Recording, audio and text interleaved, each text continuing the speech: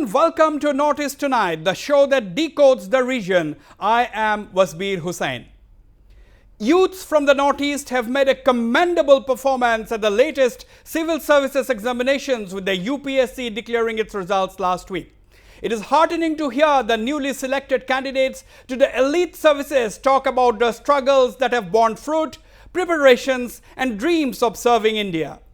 But while hoping for the best out of the new batch, one cannot but pose some key questions. Is it possible for bureaucrats to implement his or her individual ideas while being a part of the governmental system? Can they fulfill their dreams into reality?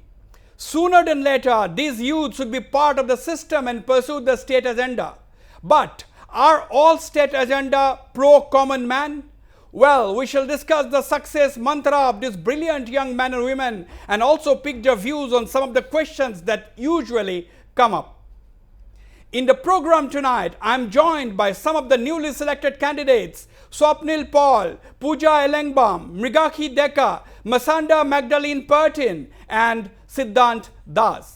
I also have with me two of Assam's most successful and brightest bureaucrats, Mr. Harmeet Singh, Additional Director General of Police in charge of security and 1992 batch IPS officer, and Mr. Ashutosh Agnihatri, Commissioner and Secretary, Transport and Industries to the Government of Assam and IAS officer of the 1999 batch. Also in Guwahati, we have our reporter Srijit Banerjee with a bunch of students undergoing coaching to try and crack the UPSC examinations, joining me from the institute. Okay, first of all, let me go straight to Pooja Elengbam in Imphal. Pooja, congratulations first of all to you. Thank you so much. Pooja, first of all, why did you decide to take the civil services examination? That is something which my viewers would definitely want to know. Why is it that you took the civil services in the first place?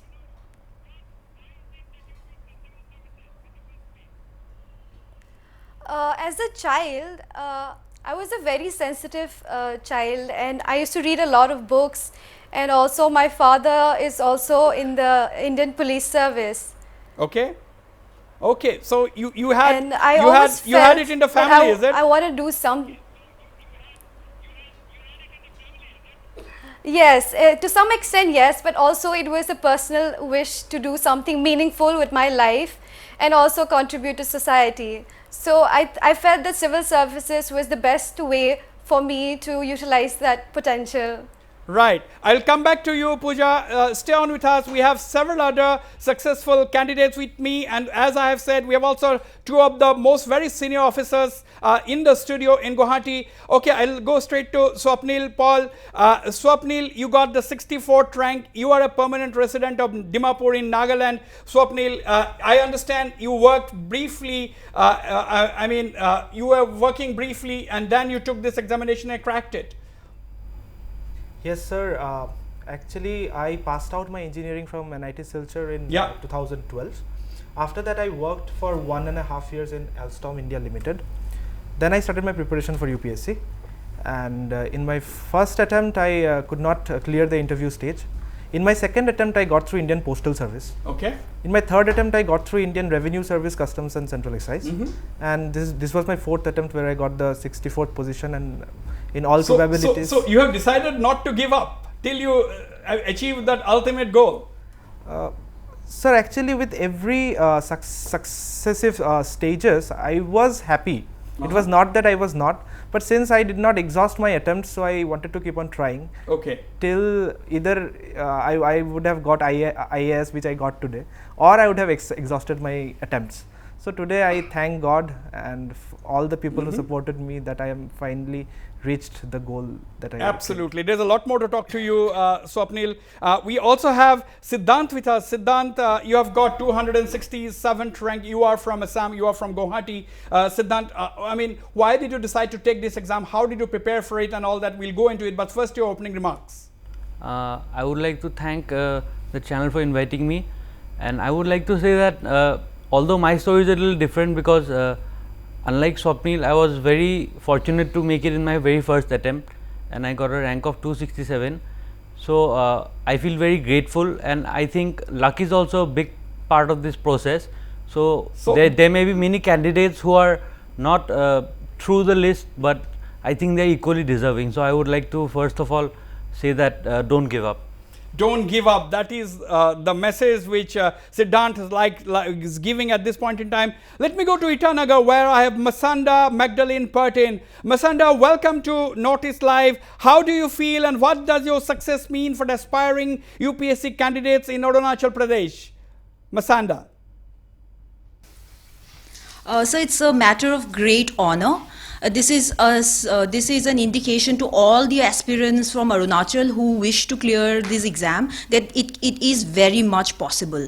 Absolutely, absolutely, Masanda. I have, as usual, lot of things to talk to you. But first, let me try and go to Mrigakhi Deka, another successful candidate who is joining us this time live from Tinsukia in Eastern Assam. Okay, I have been told that Mrigakhi is not yet joined with us, but let me begin by first of all asking Harmeet Singh. Harmeet, 1992 and now, it has been a long time. So do you think, I mean, you are equally excited all the time? You see batches after batch of young people clearing the UPSC examinations? Yes, absolutely, Wasbir. Let's understand that maybe now, after putting in 25 years of service, I'm a fossil.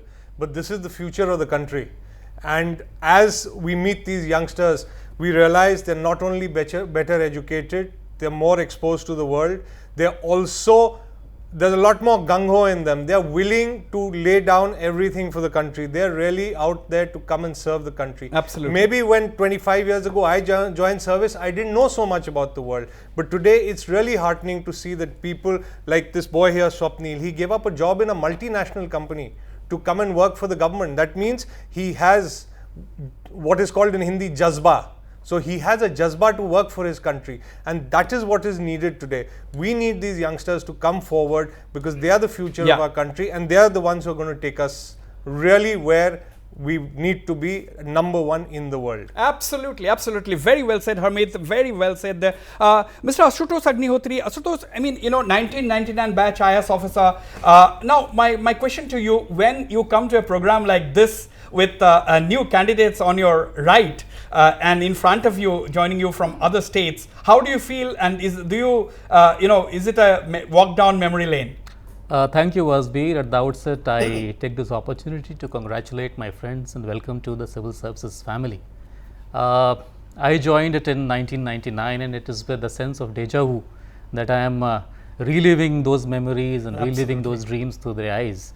And I can assure you one thing, my friends, that when you hang your boots 30-35 years later, you will remember the journey today that you have started, and you will be a very happy, satisfied man. Having crossed many milestones, having touched countless human lives, and having collected a wealth of happy memories. Absolutely, absolutely. At the end of the day, the common thing at the first, initial remarks by everyone present in this discussion this evening is that there is a purpose for which all these people have chosen the civil service. Pooja, I understand you are into a completely different kind of a profession earlier, isn't it? You could have done without appearing for the civil services. Yes, I was previously training. I had just got the Manipur Police Service and I was undergoing training in Shillong, Nepal. But before that, what are your passion? But I always wanted to do something much more diverse.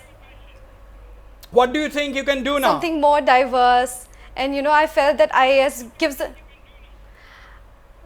I think it has more scope to work on the ground, and I feel that in maybe the police would be just confined to police and law and order, but I feel that with the civil services, the IAS, I can work in so many different fields, and that would help, that would help me have a meaningful life as well as contribute to my state and this nation. So if I ask you, say you are from Manipur, what is your cadre? What is the cadre that you have chosen?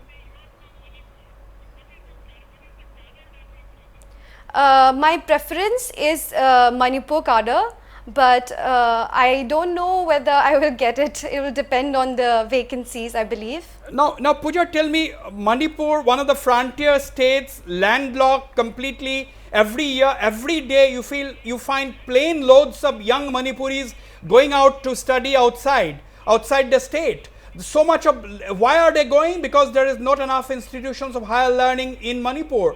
So suppose, what are the changes that you think you can bring to Manipur as a young civil servant?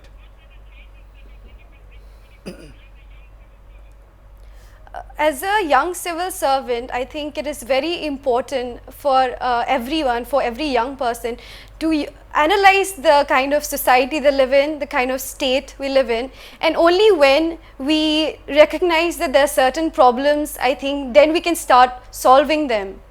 So I feel for the young people, I think that, you know, we can build up educational institutes. Absolutely. And I think skilling is also very important. The unemployment level in Manipur is really high. Yeah. And I'm not talking just in terms of government jobs, but I think we need to focus on, you know, entrepreneurship, building small and small, micro and medium industries in niche areas, which, you know, Manipur can really shine in. True. Now, you know, Swapnil, you could have, as Harmeet has said right in his opening remarks, that you were working in a multinational company, you are a trained engineer. You could have jolly well continued with the job. You could have been, you know, having a cushy corporate kind of a job at the end of the day. Civil services has its own leadership qualities, but at the end of the day, it can be extremely tough. My question is, why did you decide to do this? Was it easy or was it difficult to crack this examination? A lot of people watching this program and aspiring candidates would first of all like to know how easy or difficult it was for you to crack this examination. First of all, I would say that this is an exam which can't be directly said to be easy or tough.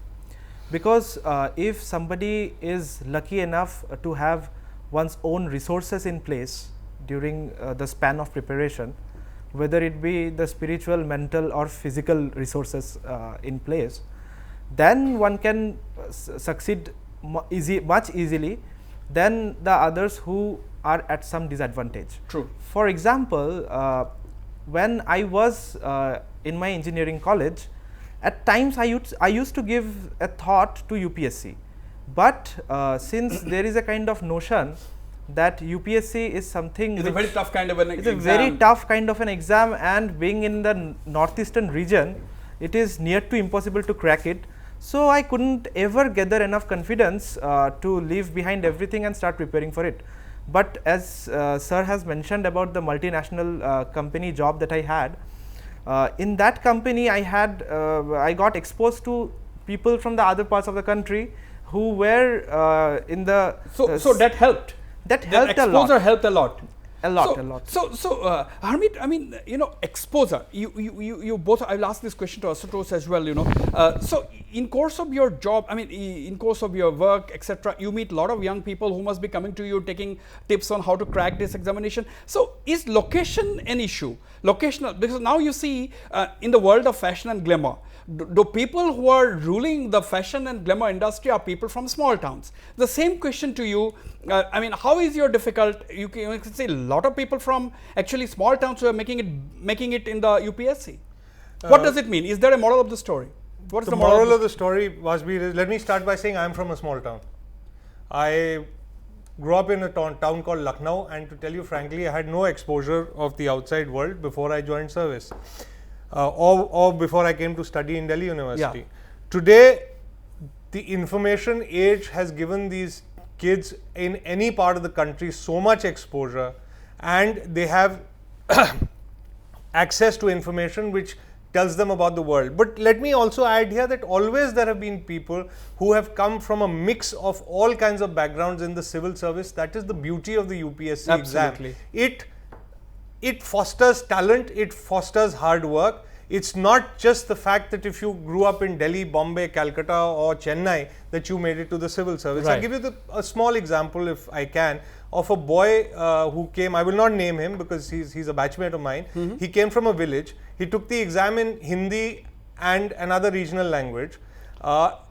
He To tell you frankly, he didn't know a word of English when he joined the academy. He started from the basic books, and today he teaches in an Ivy League university in America. Wow. Now, the civil services gave him the exposure. He decided to go further with academics, and he moved abroad. He resigned from his job. But small towns do fantastically well if you take it statistically. Even from the big universities, most people who are coming in actually have come to those big universities from small towns. So you have given me, apart from answering my question, you have also given me scope to ask another question as to why people leave the civil service, but it's too early in the discussion to ask this. I'll ask this later. Asutosh, exposure. Swapnil was saying, talking about exposure. How does exposure matter? I would largely agree with Harmeet sir. Aspirations transcend the boundaries of towns and cities these days, and more boys and girls, especially from small towns, are getting more and more aspirational, which is a very good thing, which is happening in India. And exposure, it's not just the town which gives you the exposure now, and with technology being such a leveler now, you get exposed to the modern trends and what is current through technology these days.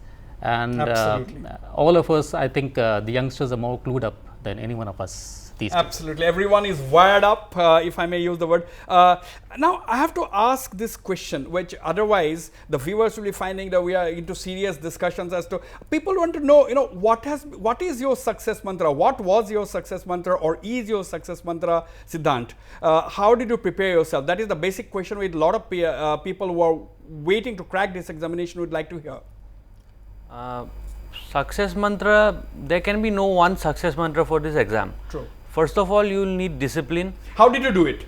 I did it through sheer hard work and a little bit of smart work, and I would like to say that I did not take any coaching, I did not take any guidance, and it was my first attempt, and yet I cleared it sitting it at home. That is interesting. No coaching. What about you, Pooja? Did you take any coaching? And we are discussing small towns. And today, as Asutosh Agnihotri is saying that, location doesn't matter anymore because of the technology, because of the click of a mouse, you can get to know what is happening all around the world. So now, how did you prepare? Basically, did you take coaching? No, I did not take any coaching, but during my interview stage, I did take help of this Imphal-based coaching institute called Proactive, and they basically guided me in terms of Manipuri history resources, how to answer questions. But otherwise, most of it was self-study. Self-study. So that is also a message coming out, that not that you have to go and join an elite coaching center in a metropolitan city to crack this examination. That is also the message coming out of this discussion thus far. I don't know whether Srijit Banerjee is with us. I would also like to go to Mrigakhi Deka in Tinsukia. Mrigakhi is not there yet. And what about Srijit Banerjee? Let's try Srijit Banerjee. Srijit, are you there? Okay, we will get Srijit, but let me go quickly to Masanda once again in Itanagar. Masanda, the same question. How did you prepare yourself? Was it easy or difficult for you to clear this exam? What was your own success mantra, if you had one? Yes, sir. Sir, this is definitely a difficult exam. I won't say it's going to be easy. But sir, the formula is very simple. The formula is just to work hard, be disciplined, have a routine, study rigorously, read the newspapers. If you follow a strict routine, if you discipline yourself and know which are the materials to read, so it's very much possible. Yeah. Right. Now, Swapnil, everybody so far whom you are talking as makes it as if, it's no big deal. It's so easy to crack. Why are people, saying it's so simple? Generally. It's difficult, but it's simple. That's the message coming out. As sir has already said that there is a lot of diversity in the civil services. Yeah. So in the preparational phase also there can be a lot of diversities, sir.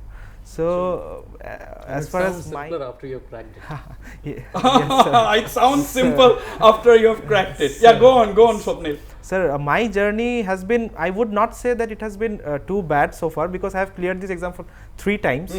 It's just that I took a little more time to crack IAS. what I followed was a very conventional path, sir. I went to Delhi and took up coaching over there. So that worked for me. Maybe the other people, the other things like internet and all, because I am not that, I was not that tech savvy before. Now after I got through Indian Postal Service, I was exposed to a lot of things. And then in the office also I was exposed to a lot of things through which I became tech savvy later on. So I used to continue my studies through the conventional books only. So that worked for me, but it is not that it would work for everyone. Or right, anyone. right. Ashutosh, I mean 1999, I'll ask this question to Harmeet as well. Preparation style.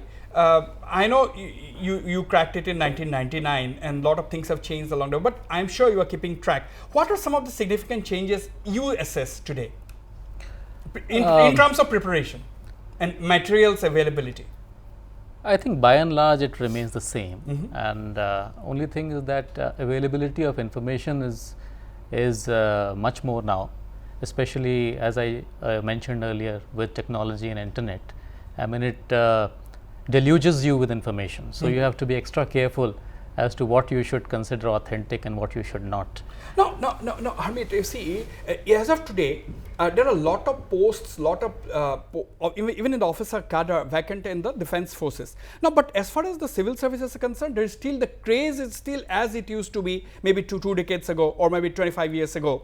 So why do you think, I mean, the interest has not sort of eroded at all over the years?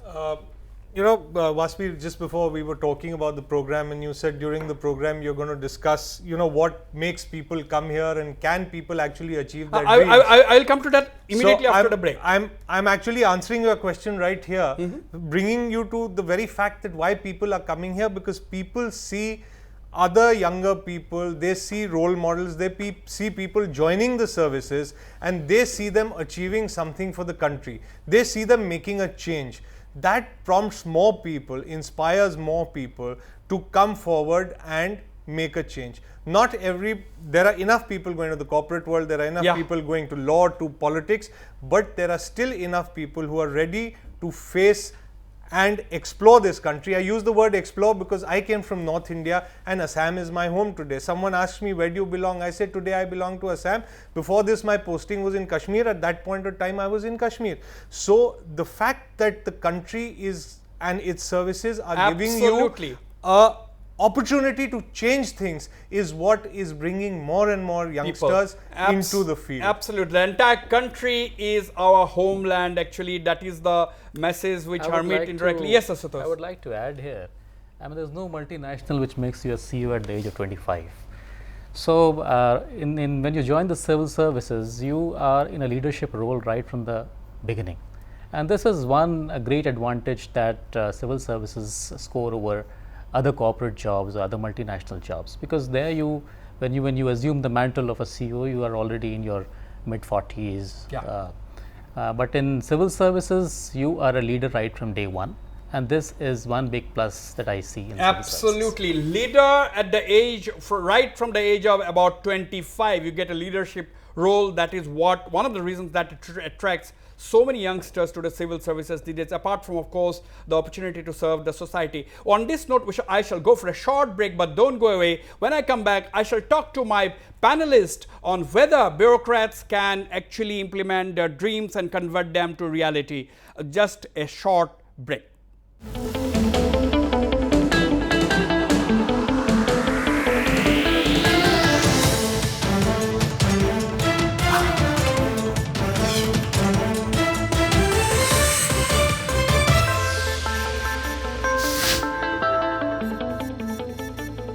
Welcome back to Northeast Tonight. Masanda, now, you know, what thoughts on bureaucracy in general? How can bureaucrats bring about change, you think? Masanda in Itanagar. Yes, sir. So the bureaucracy is the backbone of the country. The bureaucrats are here to serve the people. This is to fulfill the aspirations of all those people who feel that there has to be change and things can be done and things should be done. So the bureaucracy is here to facilitate the aspirations of the people. It is here to serve them. And this is the basic aim of the government as well. So bureaucracy is one of the most important tools of it's one of the most important element of governance, sir. Yeah. Now, there's a slightly different question to Pooja in Imphal. Pooja, generally, a lot of people say that, okay, young people come with a lot of dreams. They leave their professions and they prefer to, crack the civil service exams and become an IAS or an IPS officer or other officers in the other services. My question to you, is the feeling is also that later on you become part of the governmental system and you cannot fulfill your dreams. Did anybody tell you this? Did this thought also ever cross your mind, whether I'll be able to fulfill my dreams? Yes, it was told to me by some people that, Yeah. Once you join the civil services, you might get tied down and, once you might start to fix the system, but the system will fix you. But I personally believe that, that is not true. I think that if you have the courage of conviction and if you have certain dreams, and the civil services offer enough scope to fulfill them, there's enough powers and functions given to you within the rules and laws, and I think within that system you can make a lot of changes in society. You can also provide a leadership role to the community, to the place where you are serving, and act as an example in your life as well. So Right. I think the civil services is still important and can do a lot of changes. Now, before I go to some of the young candidates who are just cleared, I would like to ask both of you, Harmeet and Ashutosh, what has been your experience, Harmeet, in the last 25 years that you have been in service? Have you been able to at least implement some ideas, while some of your own ideas, individual ideas, not a government scheme, while being part of the whole system?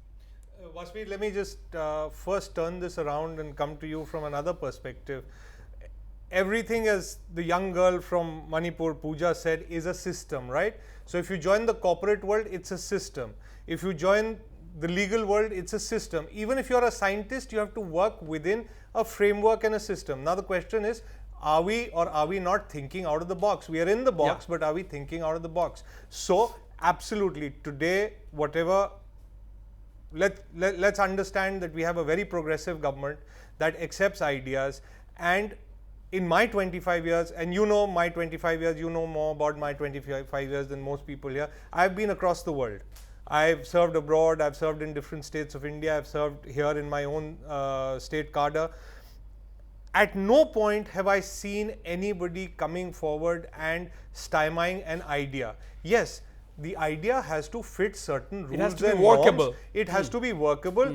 Revolutions don't bring change, revolutionary ideas bring change. So you can change. And just to give you a small example, we did the global investor summit here, Advantage Assam, which Ashutosh was leading from one side, and I was leading from the protocol and the safety and security side. And we took a call, and I made a presentation to the Chief Minister with Ashutosh's support, which said we will not deploy the kind of manpower and police that we need to deploy. It's a new idea. There was resistance. We deployed people who were wearing blazers and ties, and instead of the normal 1800 people that are deployed for an event in Saru Sojai Stadium, we deployed 350, and I think that thing went off beautifully. Just to give you an idea, These are things that gives out a message. Too much of policeman gives the impression as if it is a police kind of a state. Absolutely. And to just finish the thing, we also launched within 2 months, with training, technical support and everything, with the government backing us, a new force. And you know about the smart protection unit that we've come up with. So different ideas. Global Investor Summit itself was an idea which was out of the box. And look at where it's taken the state. So within the system, you can bring as much change as you want. You can. Ashutosh? We have to work and perform within the framework of governance. Our creativity has to be aligned with organizational objectives. It cannot be seen in isolation, but the system offers enough room for creativity, and one can implement one's ideas even while being within the framework of governance. I would add to what Harmeet sir just said. I mean, it is rather fashionable and romantic to sound a rebel or to appear out of box. But we are mandated not just to ensure that flowers bloom, but we are also there to ensure that thorns are not there. I mean, I am reminded of a couplet by Sahir Ludhianvi. माना के ज़मी को न गुलजार कर सके, कुछ खार कम तो कर गए गुजरे जिधर से हम. Absolutely. Viewers, let me also tell you that Asutosh Agnihotri, apart from being a bureaucrat, is also a very, very well-known poet. And I will urge him to recite a few lines if we have time at the end of this program with that promise. Swapnil, I mean, you know, basically, are you sometimes does this thought, I was asking you this question, I would just ask Pooja, do you think that you will be actually able to implement some of your ideas, and what is it that what is that one thing that you would like to change in this country? So definitely there are various thoughts which come to our mind even in the stage of preparation.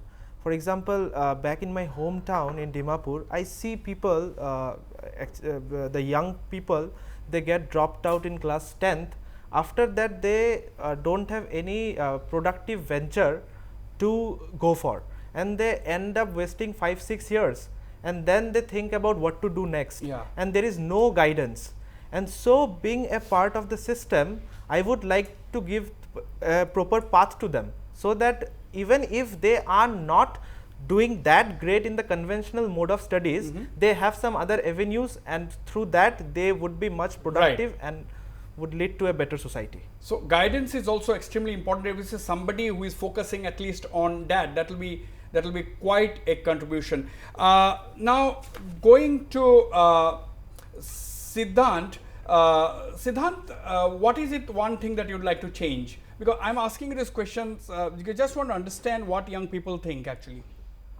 So I think I would like to make the government more accessible to the people, and I think this is gradually happening also because of digitization, and I think in the future it is going to be much more accessible, and that is going to bring a lot of positive change. Absolutely, making government more accessible to people, that is one thing which is extremely important. I'm going to ask this question to both the officers sitting in this panel a little while later, but let me go straight to our correspondent Srijit Banerjee, who is at a coaching institute in Guwahati with a bunch of students. Srijit, do you think the results that the northeastern region has shown this time in the latest UPSC, do you think the students behind you, do you think they are enthused with the results?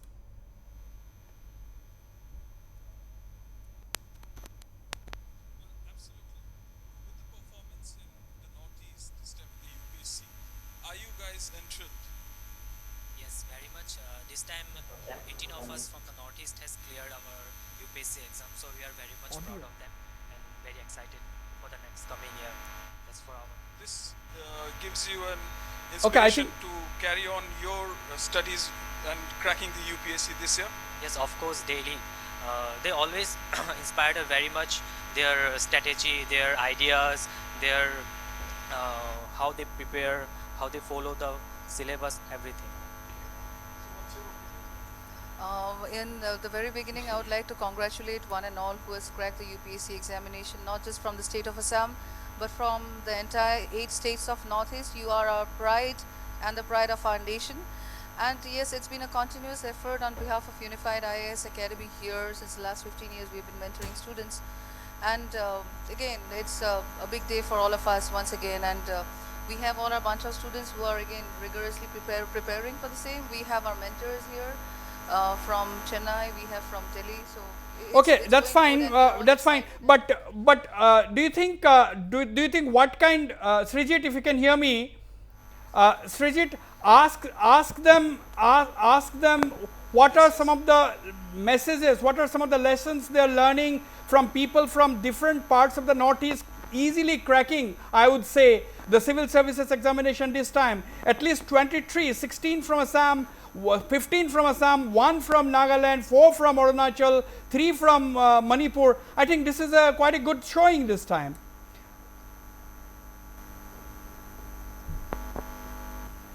Yes, definitely. So what are the lessons that you guys have got, like the inspiration that you have got with this time's performance, the huge number of candidates that have come across from all the 8 states, or like the region.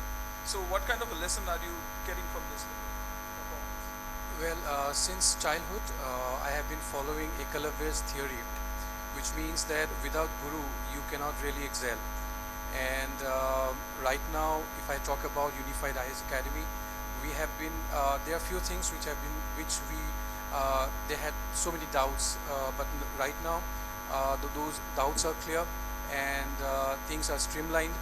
And we are getting, I think we want their personal views, not what the academy is telling them to. That is, Srijit, you can ask your own questions, a few of their own thoughts before we go to our panelists. And day by day, the competition is getting tougher and things are getting really tough. And it's a very, this kind of competition that's happening and the amount of students that are cracking from the region. So you as a student, are you confident, like, are you getting an inspiration, like, yes, so many people are cracking, so many kind of results, good results are coming out from the stage. Can you go to another candidate? Are you getting the, can you go to another student? Inspiration to go forward, yes, I can crack, even they can. Well, what motivated me so far and will be motivating me in the future is my place, where exactly I'm coming from. So there is a place, called Paharpur, and that actually motivated me. What do you think? Are you getting an inspiration?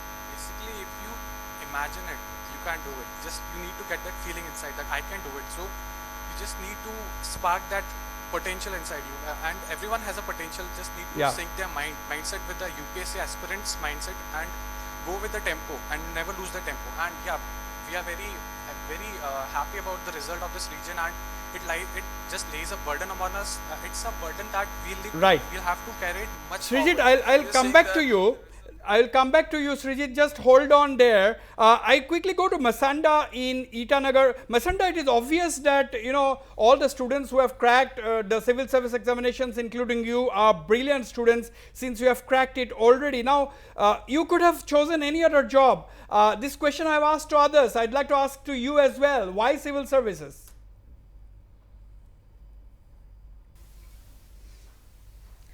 Sir, civil services is one of the most prestigious exams in the country. But apart from that, it also gives you a platform to serve a lot of people. It gives you that diversity of opportunities. It gives you lots of challenges, and it gives you this immense opportunity to make a difference in people's lives. Right. Now, you obviously hope to also bring about changes while being within the system. You are confident about that, it appears. Yes, sir, it's very much possible. This belief that all the bureaucrats become part of the system is also partly a myth. This is not true. There are a lot of bureaucrats, nameless bureaucrats, who often do a lot of work, a lot of commendable work, and are often not in the limelight. Right. So this is just part of the myth that bureaucrats do not make that bureaucracy becomes it's just part of a system. It's a laid-back system. It's not true. There are a lot of young, motivated aspirants who join the system every year, and they are focused and they are very much willing to make a difference, sir. Right. Now, Harmeet, how when there is a pressure, the system. What is the system? System is pushing the state agenda. Now, do you think all state agendas are pro people? It cannot be. See, let's start at the beginning of this. We are all in a service, right? And these young people are joining services. Today, the government of the day, their thing is citizen-centric service delivery. So when you're talking of service, that is what it should be. No, that is what it is. How can anyone say that the government's agenda is not pro people? It is people who choose the government, and then the government is delivering for the people. There is no hidden agenda here. It's a clear agenda for the development, and that agenda, with you guys in the media watching everyone all the time, there cannot be any other agenda but a development agenda and a pro people agenda and an agenda for the common man. Agreed. Now, Ashutosh, suppose these are all hypothetical discussions that we are having. So, you are a senior officer. Suppose a government comes up with an idea which you think are not pro common people, not pro people. What would you do?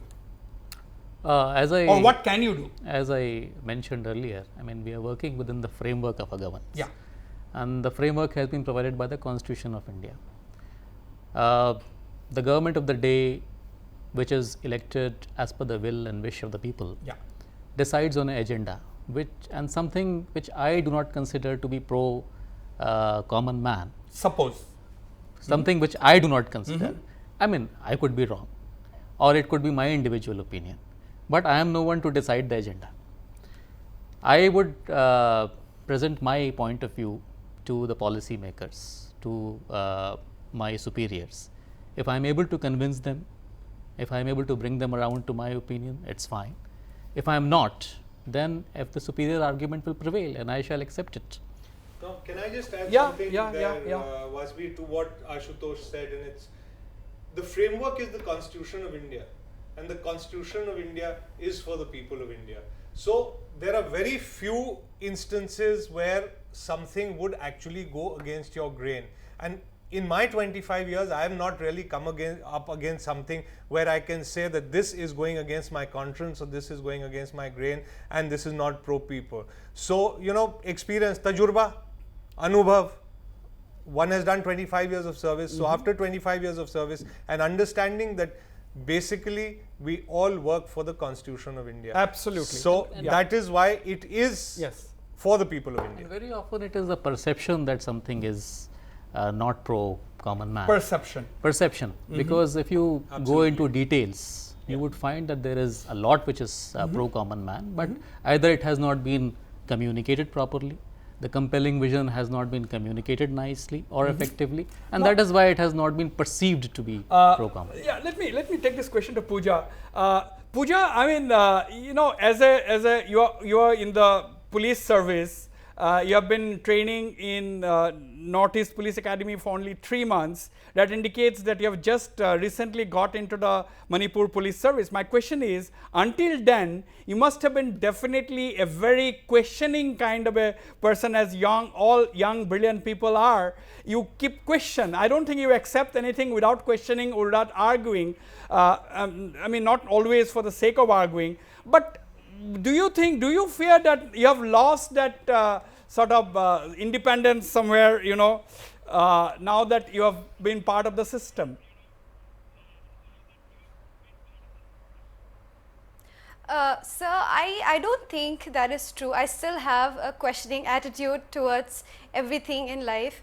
And I think that is going to actually help me in the services, because when you have a critical mind, then I'll be able to analyze what the schemes I have to implement and try to implement in a better way, in a more efficient and effective way. So I think critical thinking is something which is going to help me in the way I interact with people, be it with my superiors, or be it with my subordinates, or with the people who I'm supposed to serve. So I think my critical thinking is going to serve me well, and it should not be a hindrance in my work. So. Absolutely. Swapnil, I mean, critical thinking important, and do you sometimes feel that, you know, I may be stifled, I may be part of the system? I mean, it's a fine job, but what happens to my individual thought process?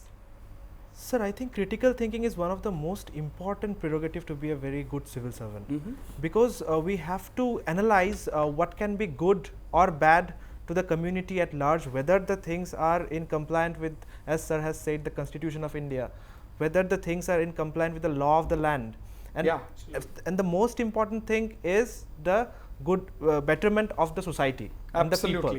Absolutely. So I think without critical analysis, a civil servant is handicapped.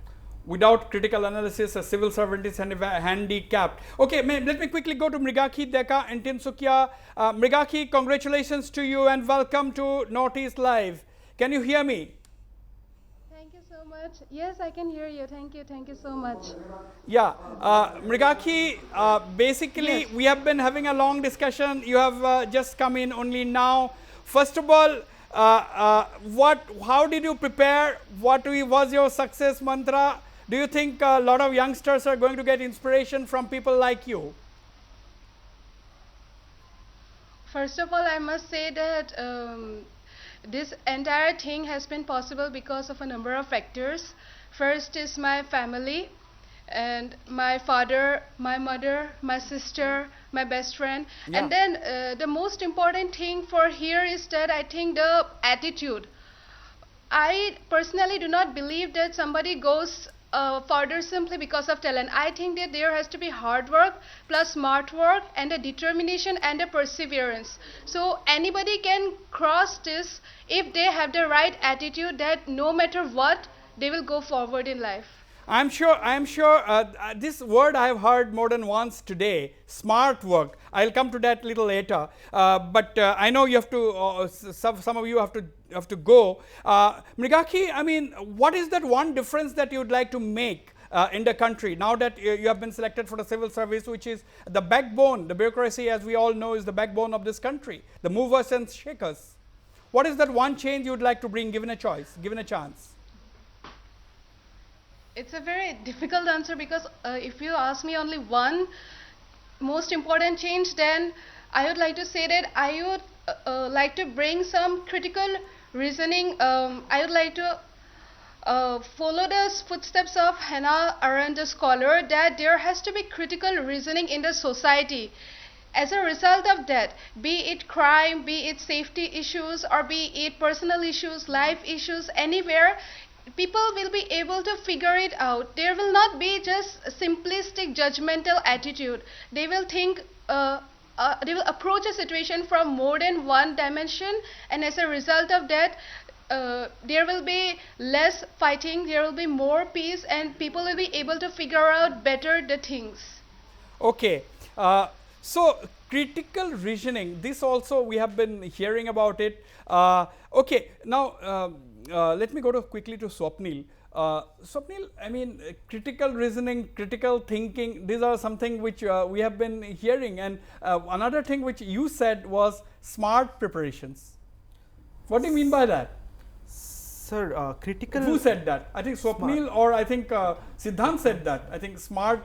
hard work and smart work. Did you say that? Yes, sir. Yeah, I think let me hear it from him. Smart. What do you mean by smart work? So, smart work basically means that you should try to understand the process instead of just trying to force your way through it. So that will make your work easier. So you have to be able to make your work easier and do it in a more effective manner. Work easier and do it in a more effective manner. Swapnil, you agree? Yes, sir, very much. One of the most important things that is to be remembered while preparing for UPSC is that what not to study. What not to study? What not to study, because there are so many things in the market. So if one goes to read each and every book that is present in the market or prescribed by the institutes, then nobody will be able to manage things. Pooja, you agree? What not to study is also very important. Yes, that is quite true.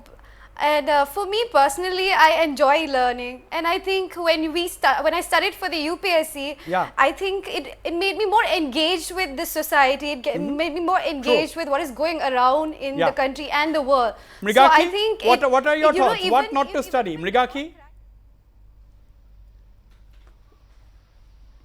Yes, I am listening, and I agree with the other candidates that yes, it is right, because in prelims one has to read so many things, even in mains, and people say that everything under the sun comes, but it is really not possible for you to read everything under the sun. It's not possible. So I myself also did this smart study by eliminating and by choosing my books very carefully, because you don't really have extra time, and you have to analyze a lot. What is smart work? You know, they are talking about smart study. Let me ask you this question before I let you go. What is smart work? Let me put it down in one, in actually two words. Yeah. Priorities and sincerity. The minute you put these two together, your work has to be smart.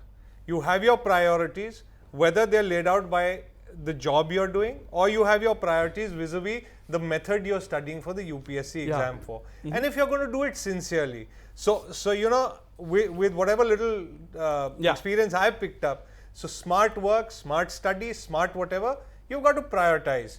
So you can deliver on the service delivery goals if you prioritize. You can crack the exam is the word these boys are using if you prioritize. So there has to be a method in your madness. There has to be a method in the madness. On that interesting note, we'll go for another short break. Stay on. We'll be right back.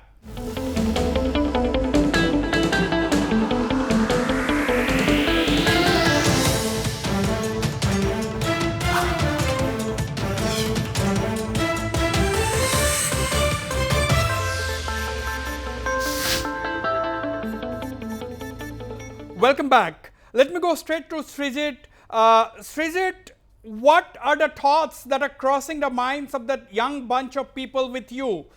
Just ask them a few questions. How are they preparing? What is their focus? What is their expectations? Are they getting nervous with the results just coming out? So many people have got it. You see 9,50,000 appeared, 4,50,000 actually, 9,50,000 applied, 4,50,000 appeared, 13,000 selected, 2,500 made it to the exams, preliminary, I mean this question answer round, and finally 990 people were selected. It is that tough.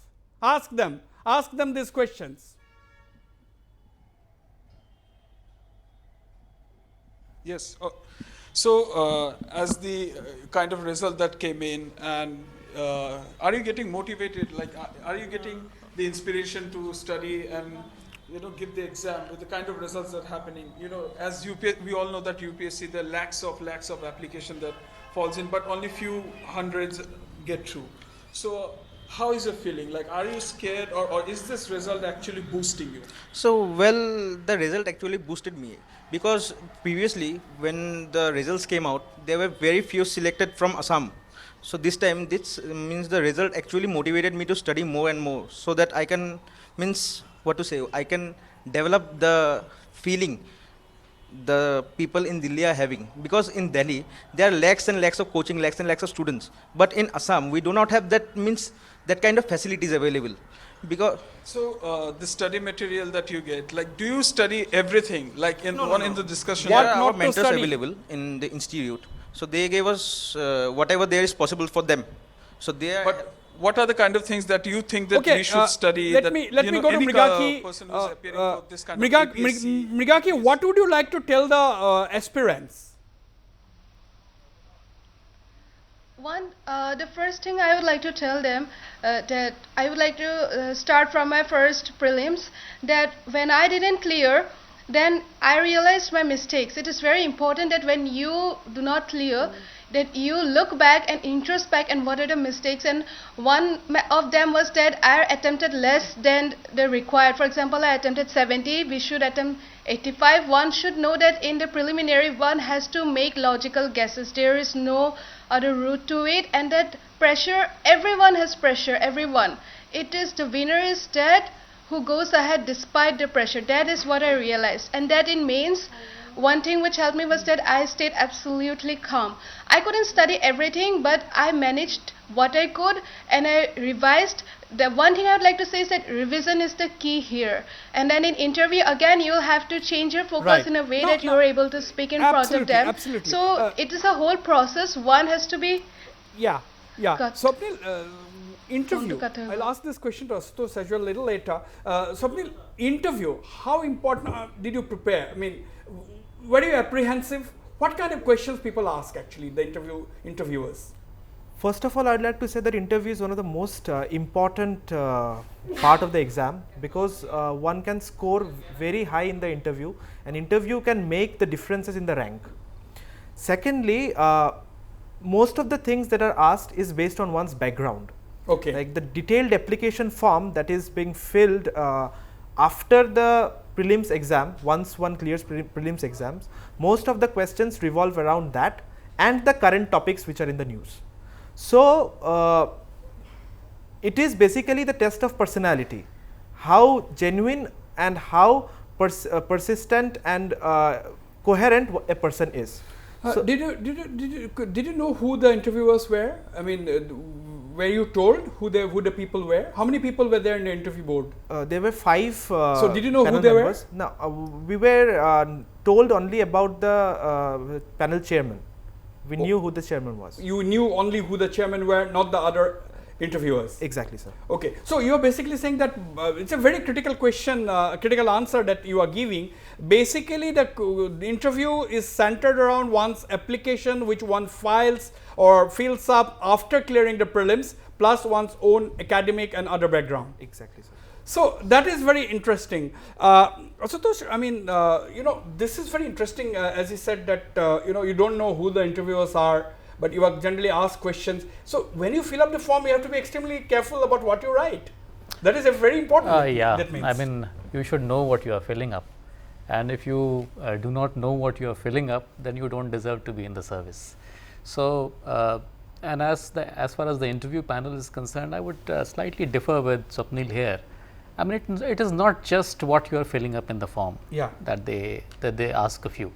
It could be anything. I mean, it all depends on which direction the interview will go, and you are not sure of that direction. Yeah.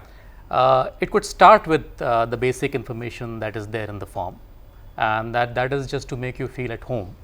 And then the interview actually covers a entire gamut of issues. It could range from your academic background to current issues and to issues which are hotly debated, contested, about your interests, the things or persons in news.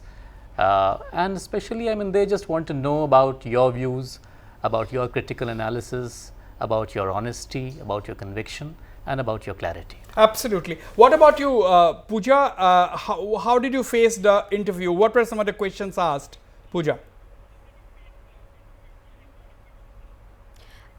Sir, I think it's very important to have a positive and a problem solving attitude. So whenever they ask you questions, I think you should not just talk about the problems, you should also talk about how a conflict can be solved or a certain problem can be effectively managed. So I think that attitude is very important when you face the interview. Moreover, they asked me a lot about Manipur.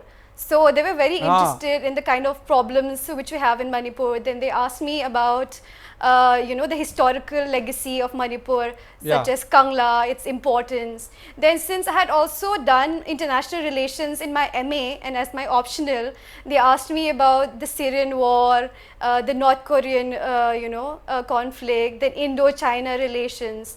So I think they were quite interested in my background, my educational qualifications. So that is they were important. like, oh, you that were from Stephens and you did JNU. So yes. Yes. That is important. That is important.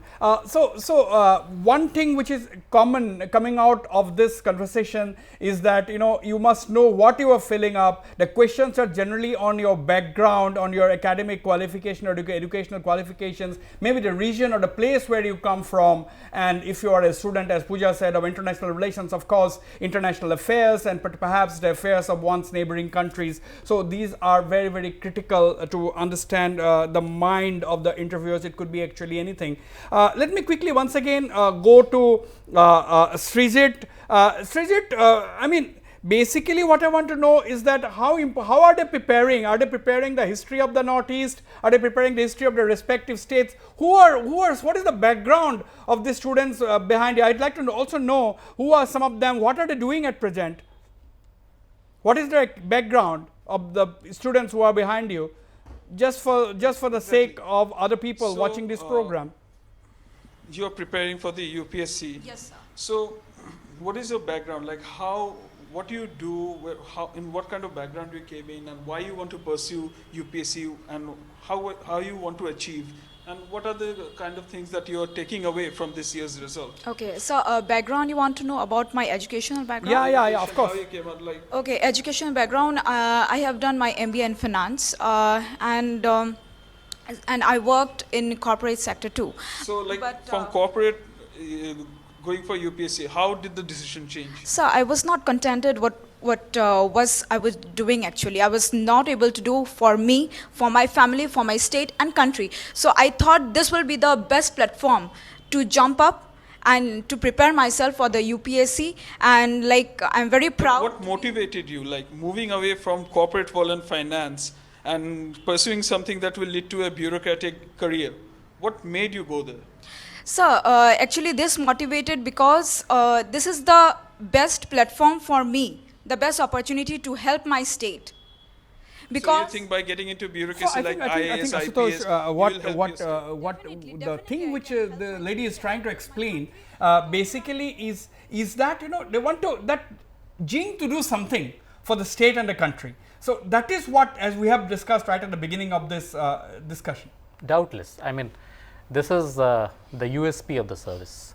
I mean, it offers you tremendous opportunities to serve people, and we may be earning handsome sum outside. I mean, we may incorporate some multinationals, but to me an award or a reward would be the smile of a child or a blessings from a frail old hand, and that would be much more satisfying to me than anything else in the world. Absolutely. Swapnil, I mean, saying that is a big motivation, isn't it? That is the greatest motivation, and I would like to say that initially the only thing that pushed me for the civil services is to serve the people and to make this world a little better place to live in to the best of my capacity. Absolutely. On this note, I will leave you, Swapnil. You have to go for another program at this point in time. I will leave Swapnil. Yes, Pooja, I mean, the moral of the story, one thing which is common coming out of this discussion is that the desire to work for the nation, the desire to work for the state. Now, in a state like Manipur, let us assume that you are going to get the Manipur cadre. Now, what are some of the 3 things that you would like to do for Manipur?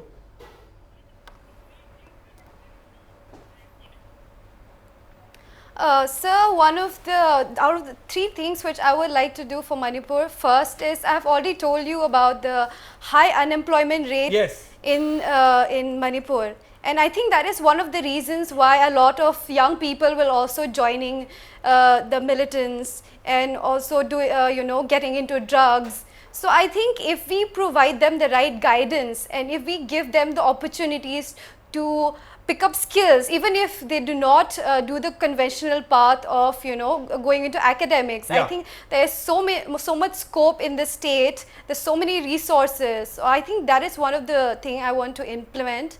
Another thing is I want the conflict between the different ethnic groups in communities in Manipur to be more cordial. So I think that there needs to be more interaction. Recently there was the Shiroi Lily festival, and I think that is a great initiative for people in the valley to go to the hills and interact with people and see each other as wonderful human beings, and in that kind of a situation I think that is one of the few things which I would like to change in my state, sir. Absolutely. Masanda, I mean, Masanda has been quiet for a while. Masanda, do you want to make a difference? Obviously you want to. If so, what is it that how do you think you will do it?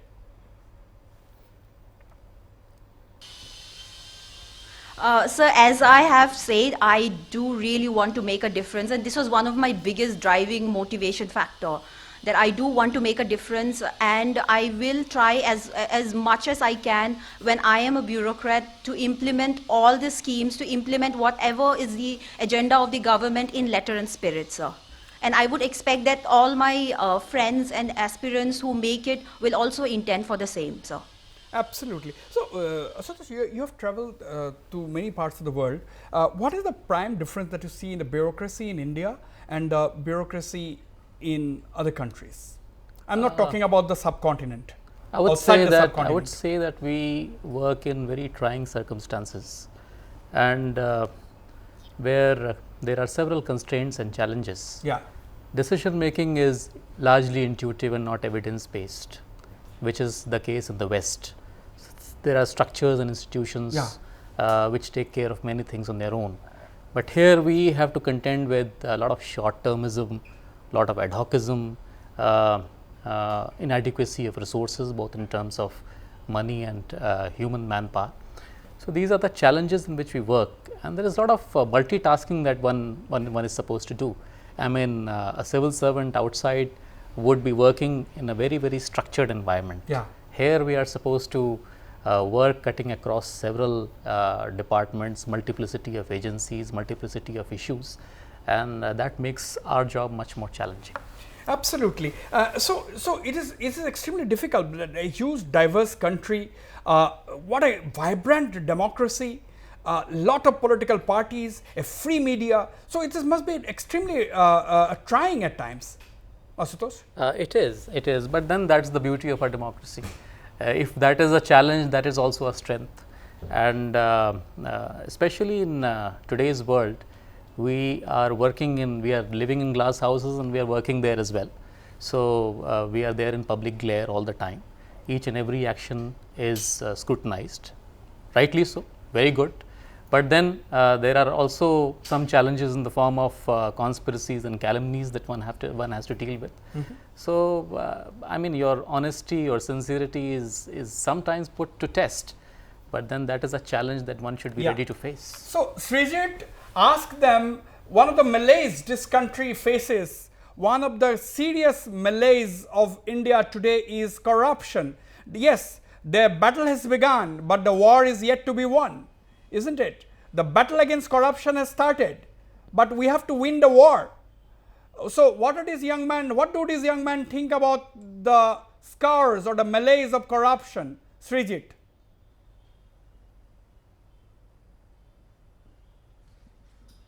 Srijit, yes, what is... You know the kind of corruption that is going on in bureaucracy. Not in the bureaucracy, Srijit. Not Yes. in bureaucracy. Corruption in the country. I'm not talking about bureaucracy. Corruption in the country. What do they think? Okay, okay. The kind of the kind of corruption that's going on in the country, you know, in a lot of departments, and and talking about private scams and everything. So if you become a bureaucrat, so how are you thinking to tackle that, and how do you want to change the country in terms of corruption? First thing I would like to do is that there's this thing called zone of concern and zone of influence. See, I cannot, being an IAS officer or an IPS officer or anything that under bureaucratic system, I cannot possibly change the whole country on a single-handedly. So what I will try is, for example, I'll give an example here in Guwahati itself. There's this problem of manual scavenging. We all know that manual scavenging is banned under anywhere in India, any part of India. But every day we see that private organization or the private companies, they employ the manual scavengers to clean up their drains and everything.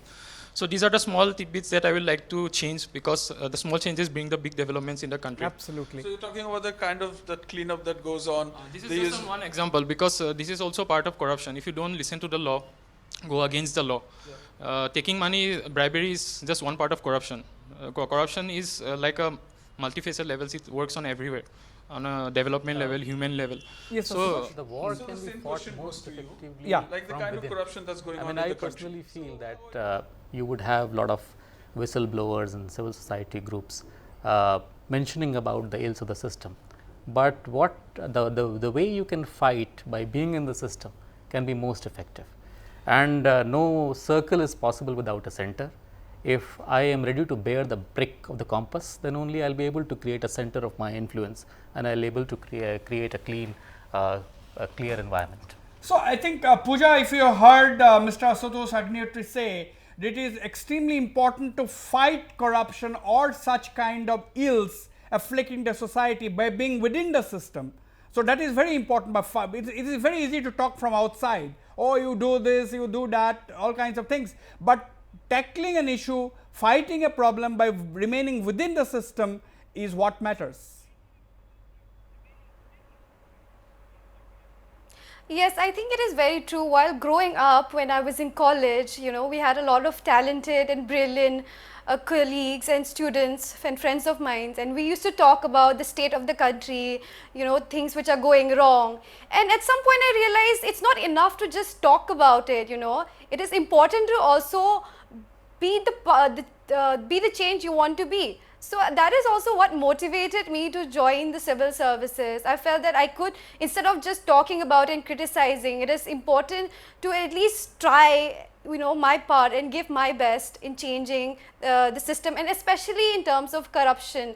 I think if each one of us, I think young people are very motivated, and we have a vision of how we want to change our society, starting from the way I've seen, you know, girls girls being in top decision making positions. So in terms of little things, I think this being within the system offers a lot of scope for changing the system as well. So what you are saying, Asutosh, essentially is be the change maker yourself. Absolutely. I So, mean, yes. you have to drive that change.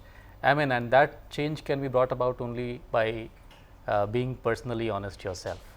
If the leader in the system is not honest, then he cannot drive down honesty down below. So, Asutosh, there is also, we have seen many instances where a few members of the civil service, they have been shunted out, transferred 40 times, 50 times, just because they refuse to toe the line of a certain dispensation. So, that is also that there are instances like that as well. I mean, I would say that in a vast country like India, there are obviously models and ecosystems which differ and vary from state to state. Yeah. Thankfully, we have been quite lucky in Assam to have a decent ecosystem to work in, where we can work on our terms without compromising on principles. But yes, what you have mentioned has been found to be very true for many states like my home state UP, where officers have been transferred on flimsy grounds at frequent intervals. So, what kind of positive contribution can such an officer make if he or she is not sure of how long he will be there at a particular place? This is extremely heartening to see a senior bureaucrat like Mr. Asutosh Agnihotri say that we have a decent ecosystem in the Northeast. He is referred to, of course, Assam, but we can say the Northeast as a whole, I think the ecosystem is much better than many other parts of the country, and we hope we can continue to remain like this. Masanda, I mean, what is that one thing that is close to your heart? Individually, personally, what is that one thing that is close to your heart? Sir, I would first of all focus on women empowerment. This is one thing that's very, very close to my heart. So that is one thing I would really love to focus on, one area I would love to focus on. Then secondly, I would also like to focus on, in case I'm given tomorrow, in case I have an opportunity tomorrow to bring the issues of tribals in the limelight, sir. Tribals in the limelight. It's a very intrinsic part of my identity, sir. Absolutely. I am running short of time. Masanda, your last words. Are you looking forward to your training and posting thereafter? Yes, sir. Yes, sir. Absolutely, sir. Pooja, your last words. Are you looking forward to your training now? You will meet a lot of colleagues from all across the country. Fun times ahead. Of course, very, very critical, formative times. Yes, I'm absolutely looking forward to this, and I think I've been looking forward to this since I was in college. And I would love to meet wonderful and brilliant young minds from all over the country and learn from them as well as the faculty where I'll be going. So. Absolutely. Wish you all the best in your career, and I hope you all will make tremendous changes that this country needs at this juncture. Wish you all the best, Pooja, and of course, Masanda, Asutosh Agnihotri, your last words. I wish all my friends the very best. Enjoy your training, make new friends, and keep the flame of idealism burning bright. Absolutely. And Srijit, wish all the students behind you best of luck from all of us at Northeast Life. On that note, I end my show tonight. And of course, I'd like to thank all my panelists for being in this program. Good night and goodbye.